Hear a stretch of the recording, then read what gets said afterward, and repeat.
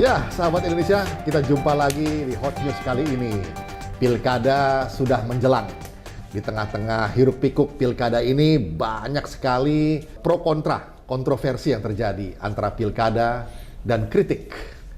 Pilkada siogianya menjadi proses rekrutmen pimpinan-pimpinan atau calon pemimpin politik di daerah. Ada sekitar 270-an ya, kita akan sebentar lagi masuk. Seyogianya proses seleksi juga terjadi di dalam satu platform yang simetris, bukan platform yang asimetris, gegara ada campur tangan kekuasaan di situ, yang kita kenal dengan istilah nepotisme. Dan ini adalah satu bentuk kritik yang ingin kita bangun. Kritik adalah analisis untuk memperluas wawasan, memperdalam pemahaman. Bukan untuk penghinaan, tapi untuk pemahaman lebih dalam lagi. Nah, semoga masyarakat sahabat Indonesia bisa lebih dewasa dalam menerima kritik. Nah, dalam konteks nepotisme dalam pilkada, bersama saya sudah ada seorang penulis sosial politik yang sudah kita kenal bersama, Rudy S. Kamri. Nah, kita mau bahas lebih dalam mengenai nepotisme di dalam pilkada. Gimana Mas Rudy? Ya, ini kalau kita bicara tentang angka, gitu, persentase dari 270 kepala daerah memang yang berbau nepotisme memang masih sedikit ya. Nah, tapi sebetulnya kita nggak bicara tentang kuantitatif, kita bicara kualitatif, bahwa seharusnya aroma nepotisme itu harus mulai dihindari. Gitu. Ya. Karena bagi saya Pak Andre, bukan masalah ini menjabat apa dan sebagainya, tapi bagi saya nepotisme itu merupakan asal muasal atau hulu dari ketidakberesan dalam pengelolaan negara, mulai dari korupsi, mulai dari good governance yang tidak seharusnya dan sebagainya. Makanya ini dalam rangka kita untuk menjaga Indonesia, gitu ya. Bukan berarti kita menghinakan seseorang, tapi memang harus kita suarakan, gitu ya. Ini salah satu bentuk upaya kita dalam koridor menjaga NKRI yang kita cintai.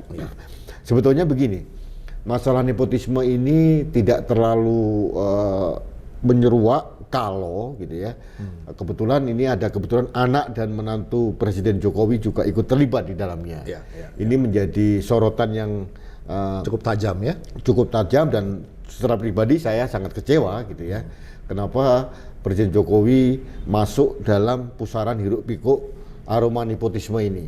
Tapi kalau memang kita lihat, memang akhirnya karena presiden agak permisif gitu ya, akhirnya banyak juga nih, ada anaknya Menteri Pramono Anung mencalonkan diri jadi Bupati Kediri, adiknya Menteri Tenaga Kerja di Mojokerto, kemudian adiknya Atut, anaknya Wakil Presiden di Tangerang Selatan, keponakannya Menteri Pertahanan Prabowo ada di Tangerang Selatan, istrinya Wali Kota Manado.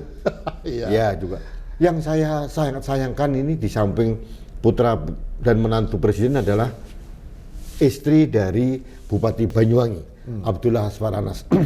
Abdullah Aswar Anas ini adalah tokoh yang sangat luar biasa, hebat, rising star. Dia bisa mengangkat Banyuwangi dari daerah yang biasa menjadi daerah yang luar biasa.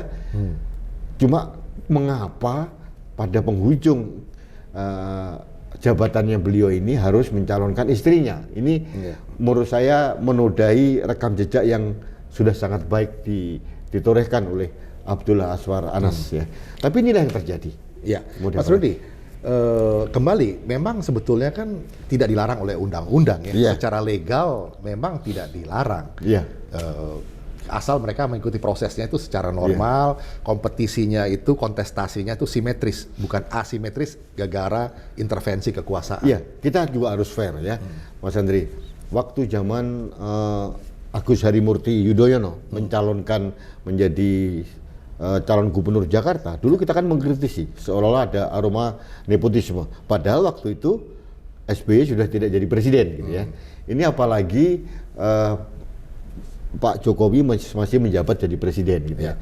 Kalau kita bicara undang-undang, tidak ada satupun yang dilanggar oleh mereka ini. Tidak ada sama sekali. Tapi seperti yang kita sampaikan kemarin, di atasnya undang-undang, dan semua peraturan kan ada namanya fatsun politik gitu ya. Ada etika, kepantasan dan sebagainya.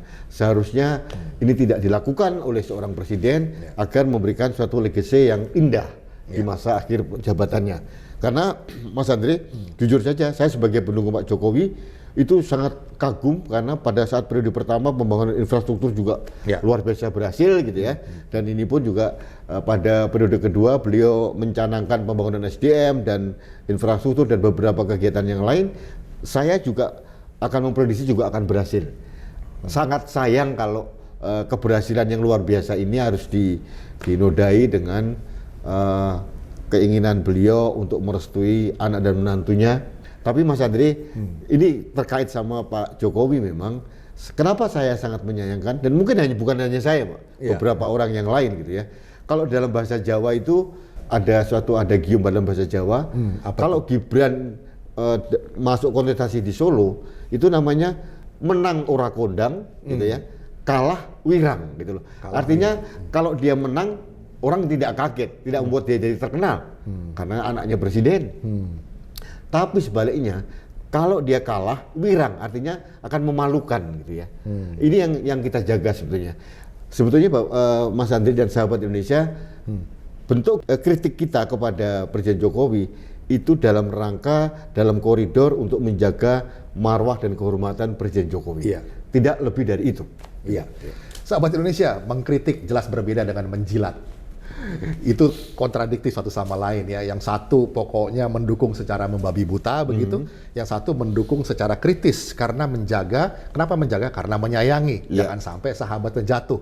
Itu jelas posisi yang berbeda ya. Karena begini, kalau kita tadi saya sampaikan dari awal Mas, karena nepotisme itu adalah hulu atau asal muasal dari ketidakberesan dalam pengurusan negara. Itu akan menjadi korupsi, kemudian akan menjadi akan disuburkan nepotisme yang lain. Karena apa? Di Indonesia itu masih pakai politik patron Pak, politik yang melihat teladan dari pimpinannya. Bagi saya sih kalau orang berbeda pendapat ya nggak apa-apa. Jadi artinya kita harus menghargai, dan orang-orang yang tidak sependapat dengan kita pun juga tidak apa-apa. Tidak masalah ya. Tidak ada Sobat masalah. Indonesia, berbeda pendapat itu hal yang biasa saja. Dan kritik memang harus disampaikan buat mereka-mereka yang memang mau menjaga secara objektif. Bukan mengikuti atau loyal secara membabi buta begitu ya. Baik, Mas Rudi, satu lagi nih. Bagaimana kita seharusnya menyikapi kritik?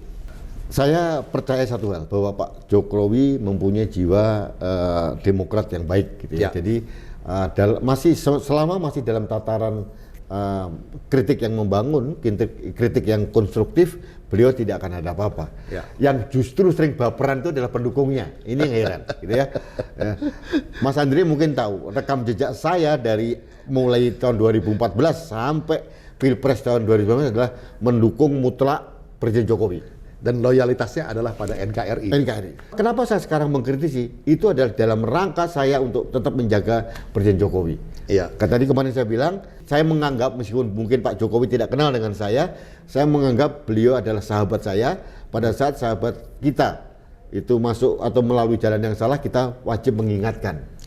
Itu yang penting. Jadi jangan baperan lah, gitu ya. Jangan baperan, jangan dianggap kita mengkritisi seolah tidak mendukung Bali itu pikiran yang sangat picik ya. Pikiran sangat tidak demokratis. Itu bagi saya sah saja. Kita sekarang mendukung objektif Indonesia. Pada saat kita mendukung Indonesia, di situ ada yang namanya Presiden Republik Indonesia yang juga kita harus dukung. Kalau kebijakan beliau bagus untuk rakyat, mati-matian kita akan mendukung.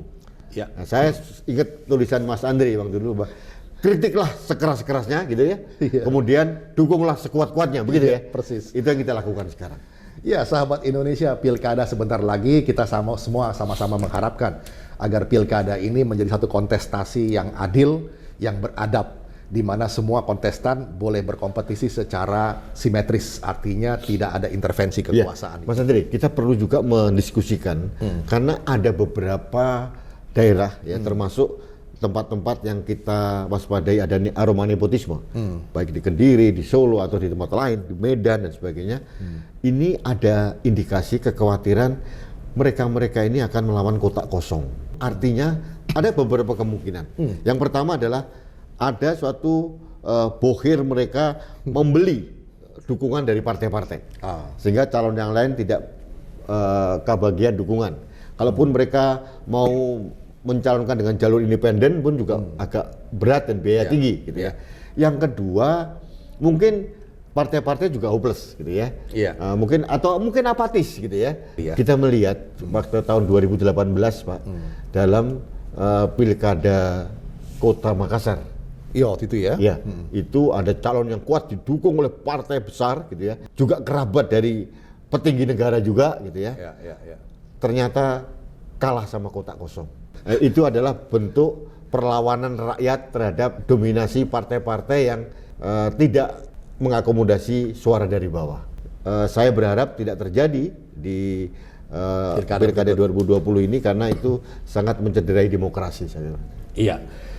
Memang mencederai demokrasi itu bisa dengan berbagai cara ya, menggunakan hegemoni karena dalam struktur kekuasaan sedang berada di atas. Kemudian memanfaatkan seoptimal mungkin, bukan untuk kepentingan masa depan yang lintas generasi, meninggalkan legacy, tetapi demi kepentingan sesaat saat ini oleh karena nafsu berkuasa, libido kekuasaan yang begitu besar. Nah, ini memang tantangan buat para pemimpin-pemimpin yang akan dilahirkan lewat pilkada serentak sebentar lagi. Ya, semoga sahabat Indonesia, kita mesti naik kelas membangun wacana demokrasi yang sehat, di mana perbedaan pendapat itu adalah hal yang biasa. Kritik harus disampaikan sekeras-kerasnya, tetapi membantu pemerintah sekuat-kuatnya juga. Untuk itu memang perlu kedewasaan, bukan Islam maksudnya apa, baperan begitu ya. Demikian sahabat Indonesia, kita jumpa lagi di session berikutnya.